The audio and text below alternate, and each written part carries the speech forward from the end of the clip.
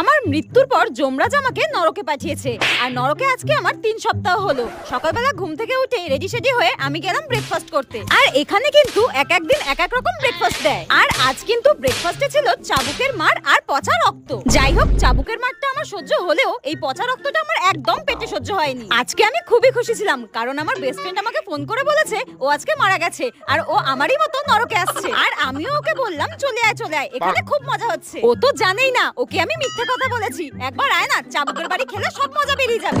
আর যেতে যেতে হঠাৎ আমার রিমঝিমের সঙ্গে দেখা। ওর আজকে শাস্তি শেষ হয়ে যাচ্ছে, আর ও আমাকে বললো টাটা, আমি নরক থেকে বিদায় নিচ্ছি। পরের জন্মে আমাকে যমরাজ বলেছে কুকুর বানাবে। আর আমি বললাম কেন, তোকে কুকুর বানাবে কেন, মানুষ বানাবে না? তখন রিমঝিম বলল না না, আমি আর মানুষ হতে চাই না, মানুষের জীবন অনেক কষ্টের, এর থেকে কুকুর হয়ে জন্মানোই ভালো। ঘুমাও, খাওয়া দাও আর পাহারা দাও, আমার তো খুব মজা হচ্ছে, টাটা। তারপর আমি দেখলাম যমরাজ আমার জন্য ফুটন্ত তেল রেখেছে আর আমাকে গরম তেলে ভাজা হলো।